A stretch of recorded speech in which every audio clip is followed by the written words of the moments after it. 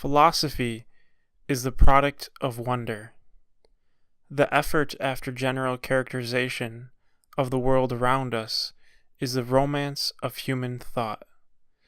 The correct statement seems so easy, so obvious, and yet it is always eluding us. We inherit the traditional doctrine. We can detect the oversights, the superstitions, the rash generalizations of the past ages. We know so well what we mean, and yet we remain so curiously uncertain about the formulation of any detail of our knowledge. This word detail lies at the heart of the whole difficulty. You cannot talk vaguely about nature in general. We must fix upon details within nature and discuss their essences and their types of interconnection. The world around is so complex, composed of details. We have to settle upon the primary types of detail in terms of which we endeavor to express our understanding of nature. We have to analyze and to abstract and to understand the natural status of our abstractions. At first sight, there are sharp-cut classes within which we can sort the various types of things and characters of things which we find in nature. Every age manages to find modes of classification which seem fundamental starting points for the researches of special sciences. Each succeeding age discovers that the primary classifications of its predecessors will not work. In this way, a doubt is thrown upon all formulations of laws of nature, which assume these classifications as firm starting points.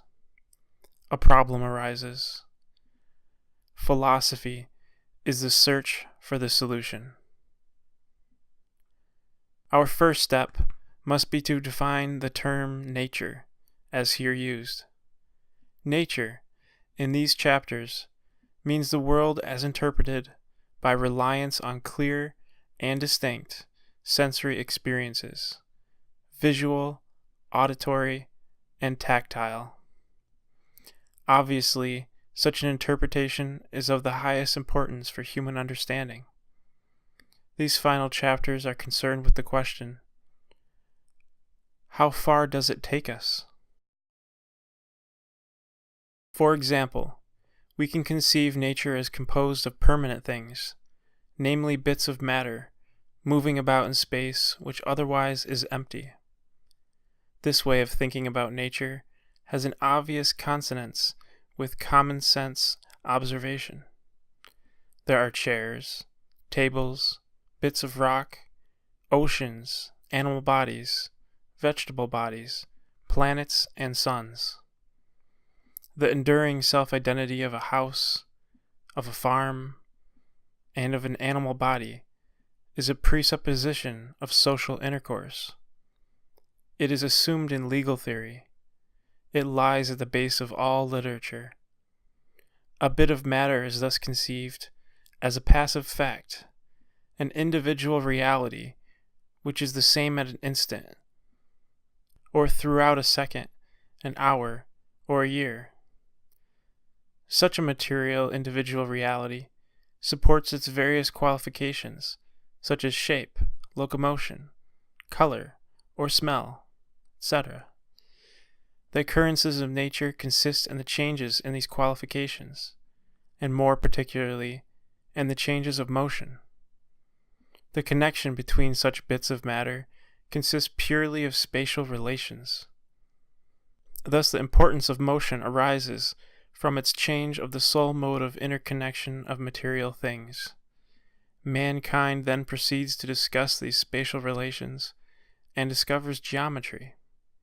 The geometrical character of space is conceived as one way in which nature imposes determinate relations upon all bits of matter which are the sole occupants of space. In itself, space is conceived as unchanging from eternity to eternity. as a homogeneous from infinity to infinity.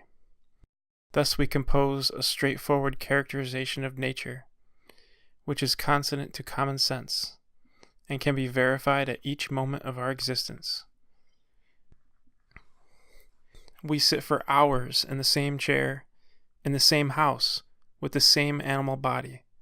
The dimensions of the room are defined by its spatial relations. There are colors, sounds, scents, partly abiding and partly changing. Also, the major facts of change are defined by locomotion of animal bodies and of the inorganic furniture. Within this general concept of nature, there has somehow to be interwoven the further concepts of life and mind.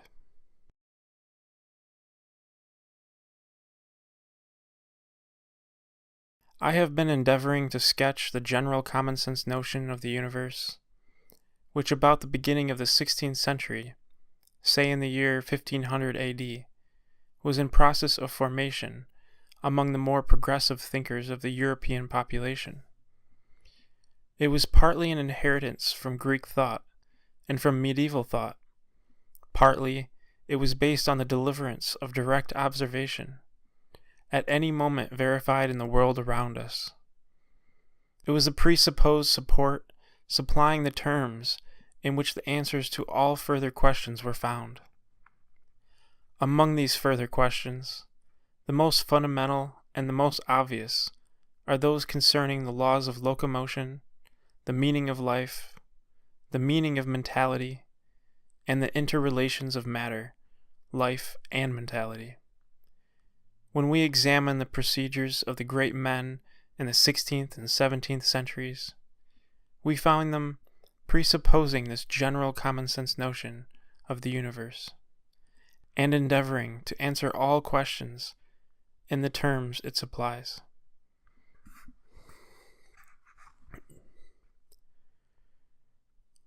I suggest that there can be no doubt but that this general notion expresses large, all-pervading truths about the world around us. The only question is as to how fundamental these truths may be. In other words, we have to ask what large features of the universe cannot be expressed in these terms. We have also to ask whether we cannot find some other set of notions which will explain the importance of this common sense notion and will also explain its relations to those other features ignored by the common sense notion.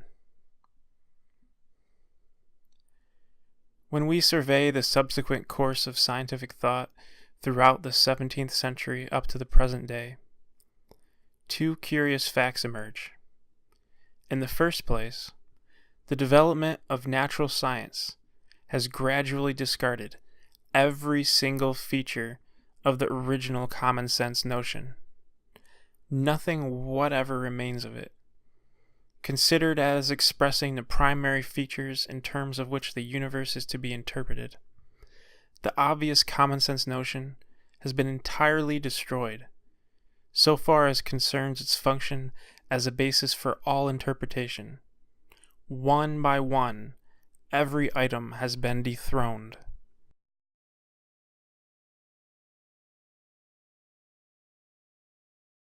There is a second characteristic of subsequent thought which is equally prominent. This common sense notion still reigns supreme in the work-a-day life of mankind. It dominates the marketplace, the playgrounds, the law courts, and in fact the whole sociological intercourse of mankind. It is supreme in literature and is assumed in all the humanistic sciences. Thus, the science of nature stands opposed to the presuppositions of humanism. Where some conciliation is attempted, it often assumes some sort of mysticism, but in general there is no conciliation.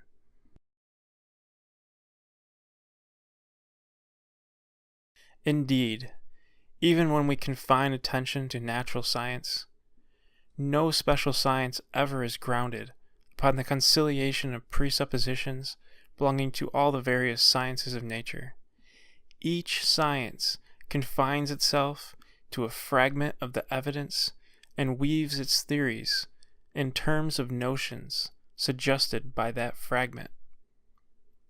Such a procedure is necessary by reason of the limitations of human ability, but its dangers should always be kept in mind. For example, the increasing departmentalization of universities during the last 100 years, however necessity for administrative purposes, tends to trivialize the mentality of the teaching profession. The result of this effective survival of two ways of thought is a patchwork procedure. Presuppositions from the 2 points of view are interwoven sporadically. Every special science has to assume results from other sciences. For example, biology presupposes physics. It will usually be the case that these loans from one specialism to another really belong to the state of science 30 or 40 years earlier. The presuppositions of the physics of my boyhood are today powerful influences in the mentality of physiologists. Indeed, we do not need even to bring in the physiologists. The presuppositions of yesterday's physics remain in the minds of physicists, although their explicit doctrines, taken in detail, deny them.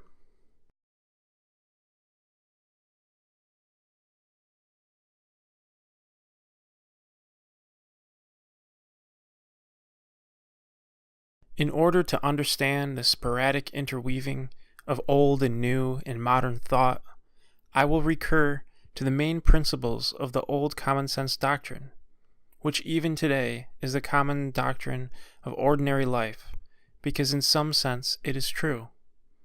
There are bits of matter, enduring self-identically in space, which is otherwise empty. Each bit of matter occupies a definite limited region. Each such particle of matter has its own private qualifications, such as its shape, its motion, its mass, its color, its scent. Some of these qualifications change. Others are persistent. The essential relationship between bits of matter is purely spatial. Space itself is internally unchanging, always including in itself this capacity for the relationship of bits of matter. Geometry is a science which investigates the spatial capacity for opposing relationship upon matter. Locomotion of matter involves change in spatial relationship. It involves nothing more than that. Matter involves nothing more than spatiality and the passive support of qualifications. It can be qualified and it must be qualified. But qualification is a bare fact, which is just itself. This is the grand doctrine of nature, as a self-sufficient, meaningless complex of facts. It is the doctrine of the autonomy of physical science. It is the doctrine which in these lectures I am denying. The state of modern thought is that every single item in this general doctrine is denied, but that the general conclusions from the doctrine as a whole are tenaciously retained. The result is a complete muddle in scientific thought, in philosophic cosmology, and in epistemology. But any doctrine which does not implicitly presuppose this point of view is assailed as unintelligible.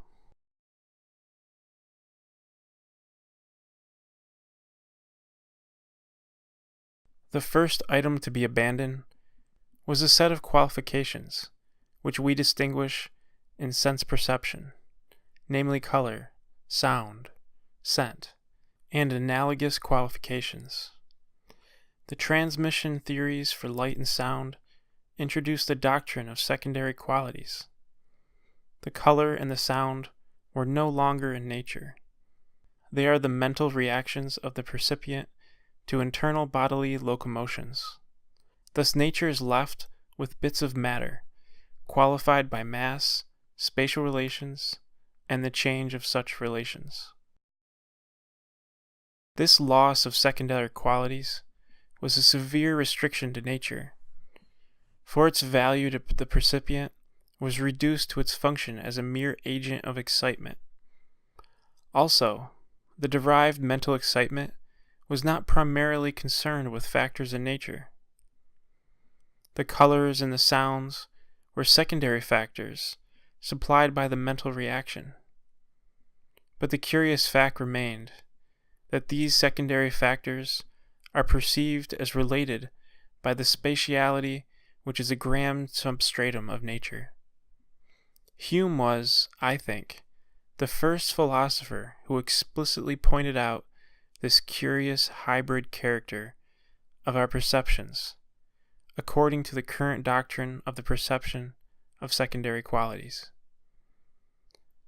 Though of course this hybrid characteristic was tactically presupposed by Locke when he conceived color as a secondary quality of the things in nature, I believe that any cosmological doctrine which is faithful to the facts has to admit this artificial character of sense perception. Namely, when we perceive the red rose, we are associating our enjoyment of red, derived from one source, with our enjoyment of a spatial region derived from another source. The conclusion that I draw is that sense perception, for all its practical importance, is very superficial in its disclosure of the nature of things.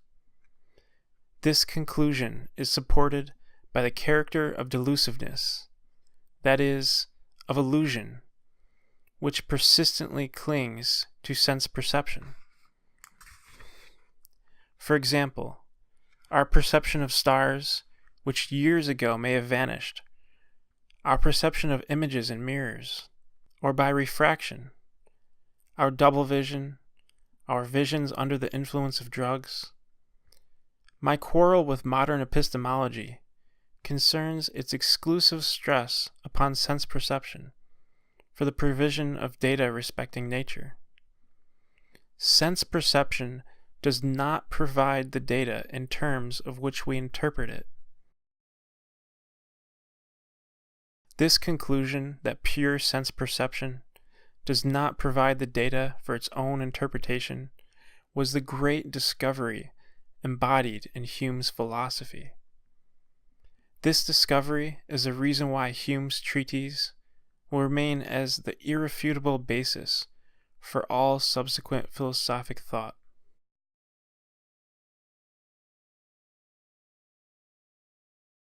Another item in the common sense doctrine concerns empty space and locomotion. In the first place, the transmission of light and sound shows that space apparently empty in the theater of activities which we do not directly perceive. This conclusion was explained by the supposition of types of subtle matter, namely the ether, which we cannot directly perceive.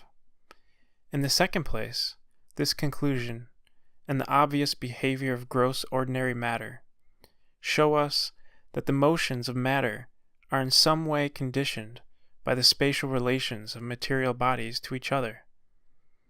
It was here that Newton supplied the great synthesis upon which science was based for more than 2 centuries. Newton's law of motion provided a skeleton framework within which more particular laws for the interconnection of bodily motions could be inserted. He also supplied one example of such a particular law in his great law of gravitation, which depended upon mutual distances.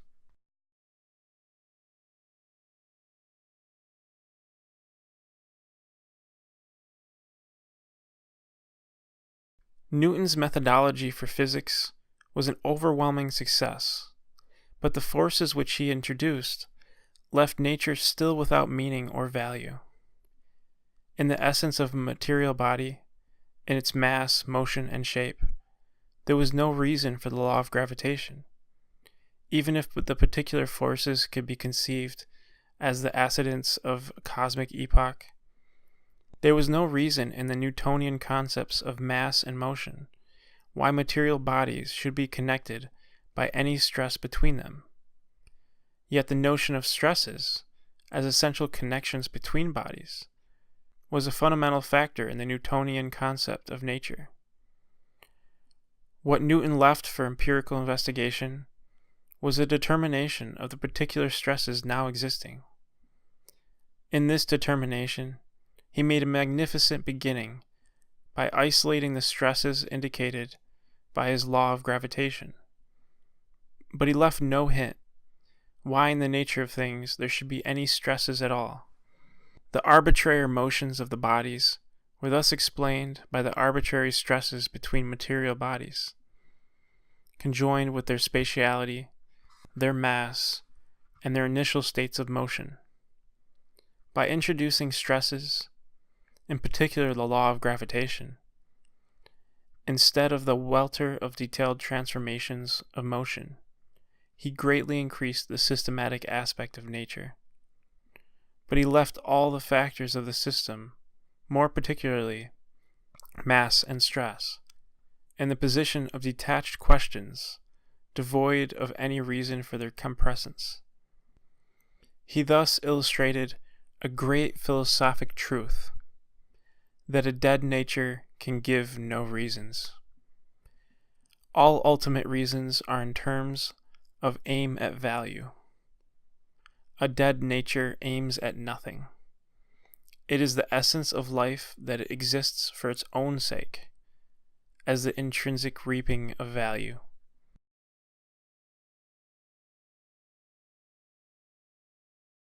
Thus, for Newtonians, nature yielded no reasons. It could yield no reasons. Combining Newton and Hume, we obtain a barren concept, namely, a field of perception devoid of any data for its own interpretation, and a system of interpretation devoid of any reasons for the concurrence of its factors. It is this situation that modern philosophy, from Kant onwards, has in its various ways sought to render intelligible. My own belief is that this situation is reductio ad absurdum, and should not be accepted as the basis for philosophic speculation. Kant was the first philosopher who in this way combined Newton and Hume. He accepted them both, and his three critiques were his endeavor to render intelligible this Hume-Newton situation. But the Hume-Newton situation is the primary presupposition for all modern philosophical thought. Any endeavor to go behind it is in the philosophical discussion almost angrily rejected as unintelligible. My aim in these lectures is briefly to point out how both Newton's contribution and Hume's contribution are each in their own way gravely defective. They are right as far as they go, but they omit those aspects of the universe as experienced, and of our modes of experiencing which jointly lead to the more penetrating ways of understanding. In the recent situations at Washington, D.C., the Hume-Newton modes of thought can only discern a complex transition of sensa and an entangled locomotion of molecules, while the deepest intuition of the whole world discerns the President of the United States inaugurating a new chapter in the history of mankind. In such ways, the Hume-Newton interpretation omits our intuitive modes of understanding.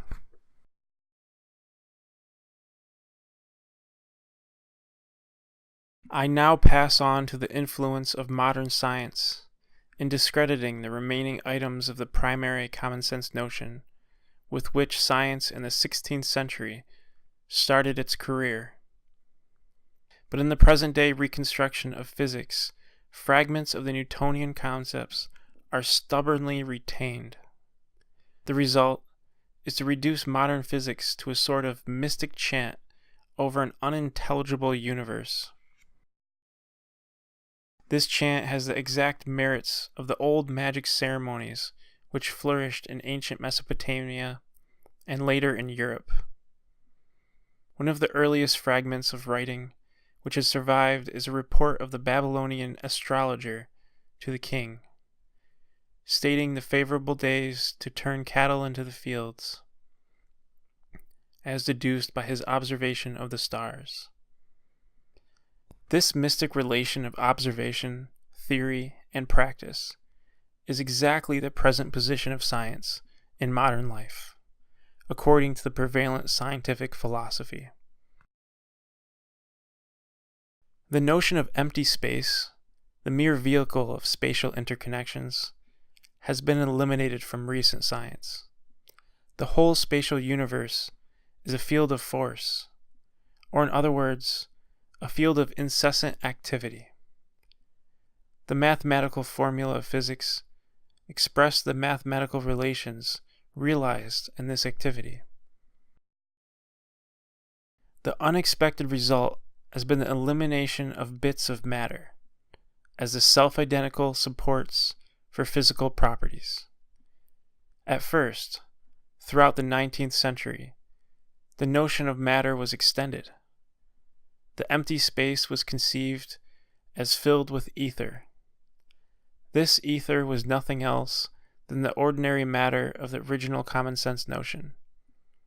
It had the properties of a jelly, with its continuity, its cohesion, its flexibility, and its inertia. The ordinary matter of common sense, then, merely represented certain exceptional entanglements in the ether. That is to say, knots in the ether. These entanglements, which are relatively infrequent throughout space, impose stresses and strains throughout the whole of the jelly-like ether. Also, the agitations of ordinary matter are transmitted through the ether as agitations of the stresses and strains. In this way, an immense unification was effected of the various doctrines of light, heat, electricity, and energy, which now coalesced into the one science of the ether. The theory was gradually elaborated throughout the 19th century by a brilliant group of physicists and mathematicians. French, German, Dutch, Scandinavian, British, Italian, American. The details of their work and the relative contributions of various individuals are not to the point here.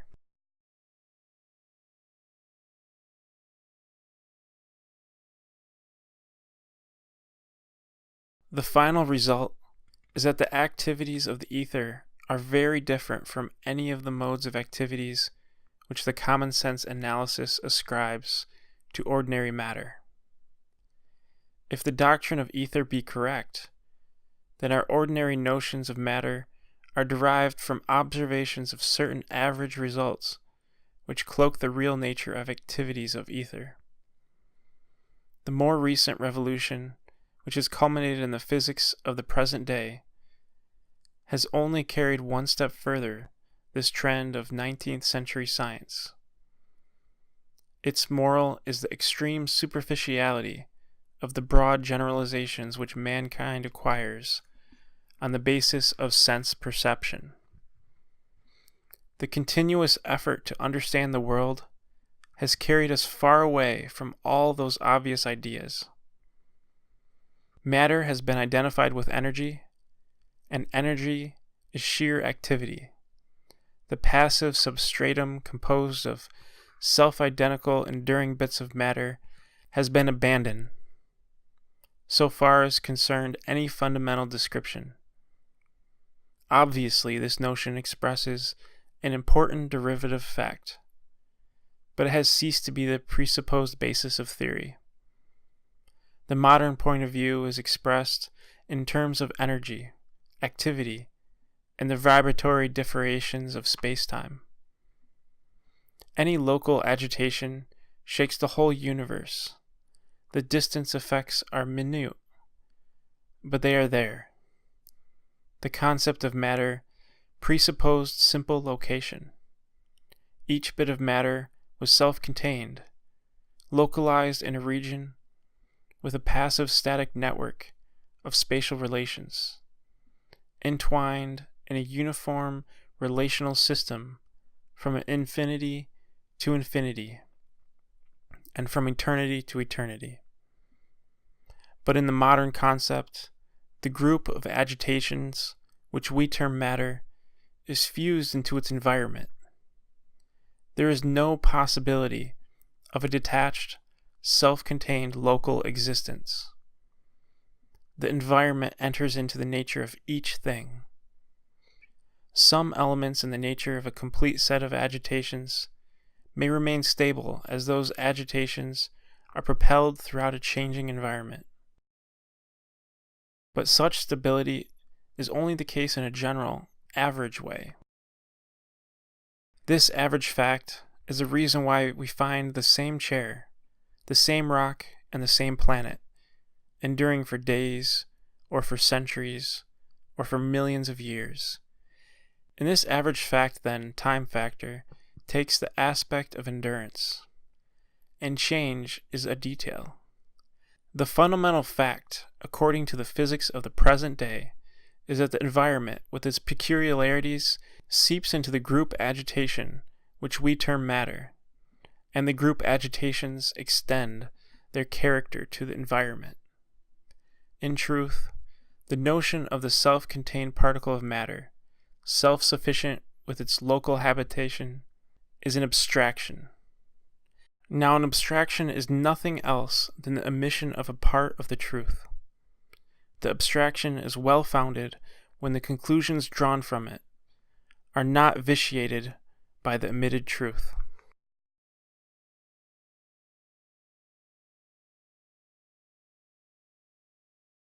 This general deduction from the modern doctrine of physics vitiates many conclusions drawn from the applications of physics to the other sciences, such as physiology, or even such as physics itself. For example, when the geneticist conceives genes as the determinants of heredity, the analogy of the old concept of matter sometimes leads them to ignore the influence of the particular animal body in which they are functioning. They presuppose that a pellet of matter remains in all aspects self-identical, whatever be its changes of environment. So far as modern physics is concerned, any characteristics may or may not affect changes in the genes, changes which are important in certain respects, though not in others. Thus, no a priori argument as to the inheritance of characters can be drawn from the mere doctrine of genes. In fact, recently physiologists have found that genes are modified in some respects by their environment. The presuppositions of the old common-sense view survive, even when the view itself has been abandoned as a fundamental description. This survival of fragments of older doctrines is also exemplified in the modern use of the term space-time. The notion of space, with its geometry, is strictly coordinated to the notion of material bodies with simple location in space. A bit of matter is then conceived as self-sufficient, with a simple location of the region which it occupies. It is just there, in that region where it is, and it can be described without reference to the goings-on in any other region of space. The empty space is the substratum for the passive geometrical relationships between material bodies.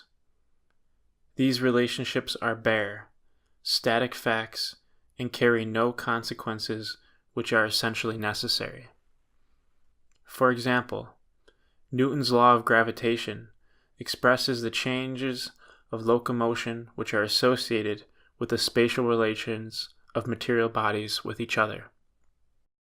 But this law of gravitation does not result from the Newtonian notion of mass combined with the notion of occupancy of space, together with the Euclidean geometry. None of these notions, either singly or in combination, give the slightest warrant for the law of gravitation. Neither Archimedes nor Galileo, by puzzling over these notions, could have derived any suggestion for the gravitational law. According to the doctrine, space was the substratum for the great all-pervading passive relationship of the natural world. It conditioned all active relationships, but it did not necessitate them. The new view is entirely different. The fundamental concepts are activity and process. Nature is divisible and thus extensive. But any division, including some activities and excluding others, also severs the pattern of process which extend beyond all boundaries. The mathematical formulae indicate a logical completeness about such patterns, a completeness which boundaries destroy. For example, half a wave tells only half the story. The notion of self-sufficient isolation is not exemplified in modern physics. There are no essentially self-contained activities within limited regions. These passive geometrical relationships between substrata passively occupying regions have passed out of the picture. Nature is a theater for the interrelations of activities. All things change, the activities and their interrelations. To this new concept, the notion of space with its passive, systematic geometrical relationship is entirely inappropriate. The fashionable notion that the new physics has reduced all physical laws to the statement of geometrical relations is quite ridiculous. It has done the opposite. In the place of the Aristotelian notion of the procession of forms, it has substituted the notion of the forms of process. It has thus swept away space and matter, and has substituted the study of the internal relations within a complex state of activity. This complex state is in one sense a unity. There is the whole universe of physical action extending to the remotest star cluster. In another sense, it is divisible into parts. We can trace interrelations within a selected group of activities and ignore all other activities. By such an abstraction, we shall fail to explain those internal activities which are affected by changes in the external system which have been ignored. Also, in any fundamental sense, we shall fail to understand the retained activities, for these activities will depend upon a comparatively unchanging systematic environment. In all discussions of nature, we must remember the differences of scale, and in particular, the differences of time span. We are apt to take modes of observable functioning of the human body as setting an absolute scale. It is extremely rash to extend conclusions derived from observation far beyond the scale of magnitude to which observation was confined. For example, to exhibit apparent absence of change within a second of time tells nothing as to the change within 1,000 years. Also, no apparent change within 1,000 years tells anything as to 1,000,000 years, and no apparent change within 1,000,000 years tells anything about 1,000,000,000,000 years. We can extend this progression indefinitely. There is no absolute standard of magnitude. Any term in this progression is large compared to its predecessor, and is small compared to its successor.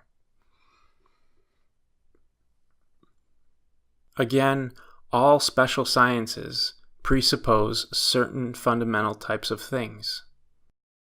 Here I am using the word thing in its most general sense, which can include activities, colors, and other sensa, and values. In this sense, thing is whatever we can talk about. A science is concerned with a limited set of various types of things. There is thus, in the first place, this variety of types.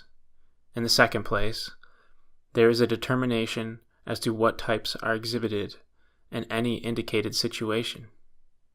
For example, there is the singular proposition, "This is green," and there are more general propositions, "All those things are green."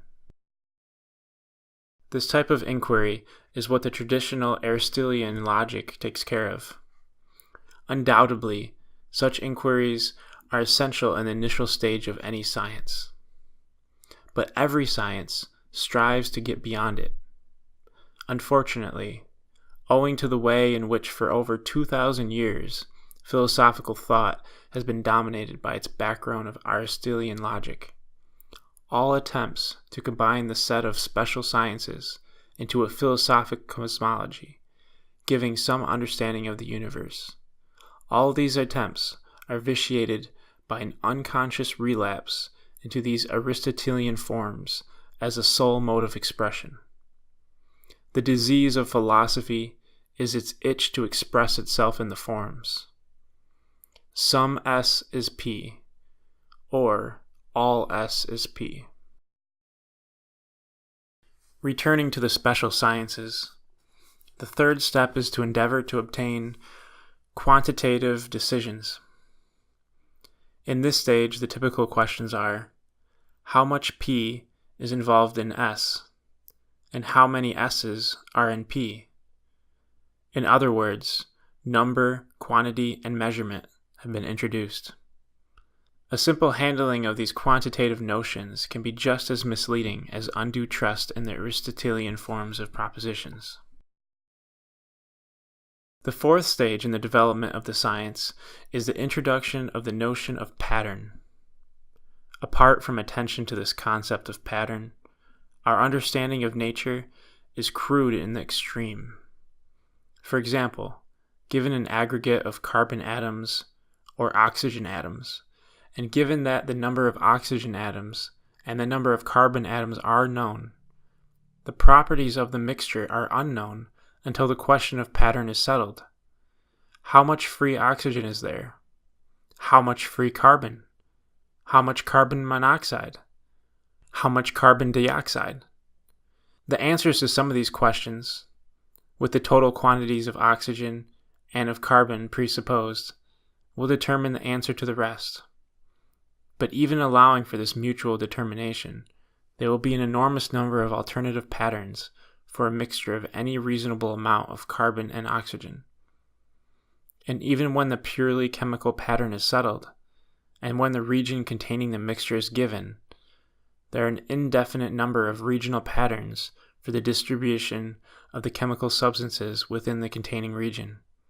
Thus, beyond all questions of quantity, there lie questions of pattern, which are essential for understanding of nature. Apart from a presupposed pattern, quantity determines nothing.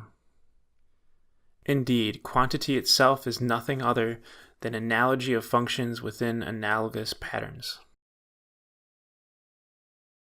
Also, this example, involving mere chemical mixture and chemical combination, and the seclusion of different substances in different subregions of the container, shows us that the notion of pattern involves the concept of different modes of togetherness.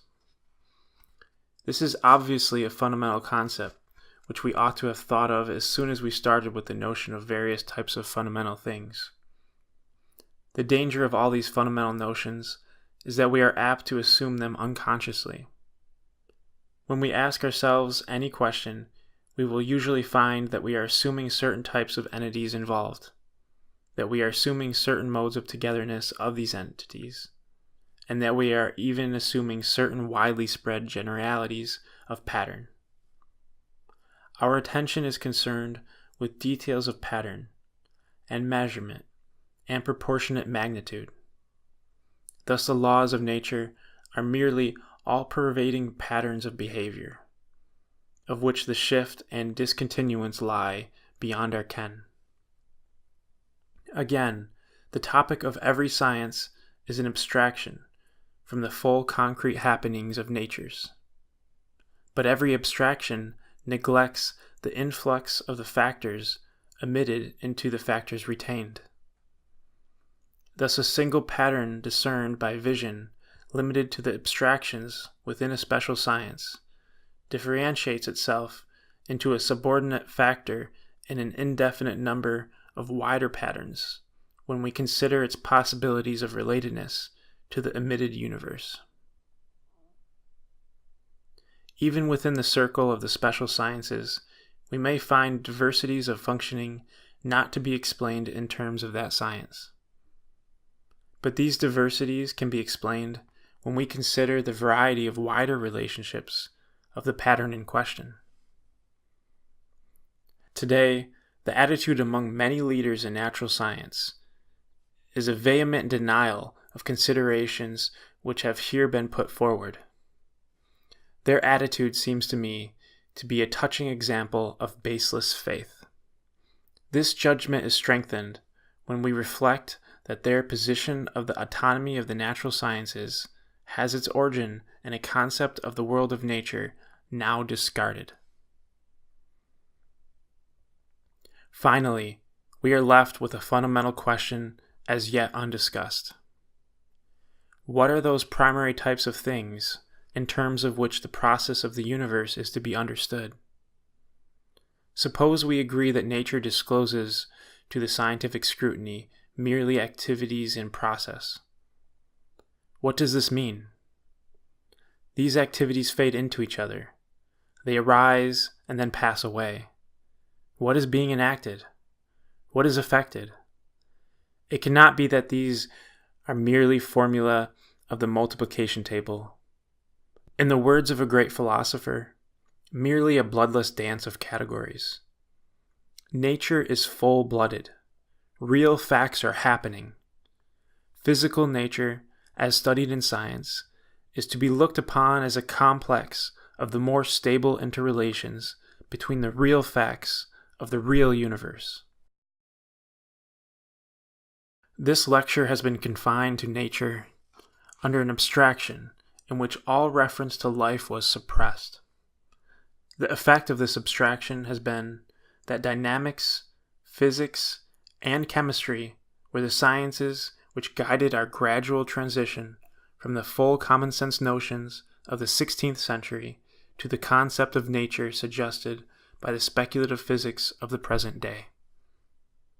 This change of view, occupying 4 centuries, may be characterized as a transition from space and matter as the fundamental notions to process, conceived as a complexity of activity with eternal relations between its various factors.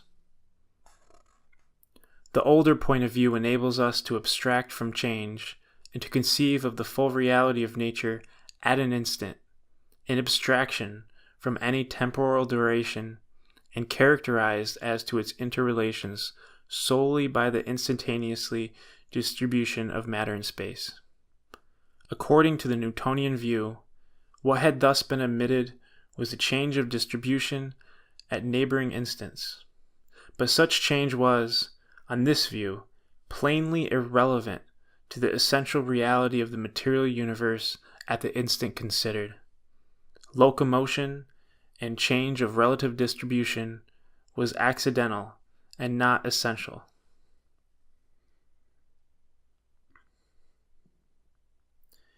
Equally accidental was endurance. Nature at an instant is, in this view, equally real whether or no there be no nature at any other instance, or indeed whether or not there be any other instant. Descartes, who with Galileo and Newton cooperated in the construction of the final Newtonian view, accepted this conclusion, for he explained endurance as perpetual recreation at each instant. Thus the matter of fact was, for him, to be seen in the instant and not in the endurance. For him, endurance was a mere succession of instantaneous facts. There were other sides to Descartes' cosmology which might have led him to a greater emphasis on motion. For example, his doctrines of extension and vertices, but in fact, by anticipation, he drew the conclusions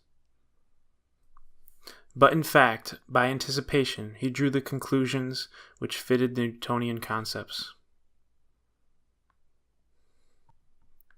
There is a fatal contradiction inherent in the Newtonian cosmology.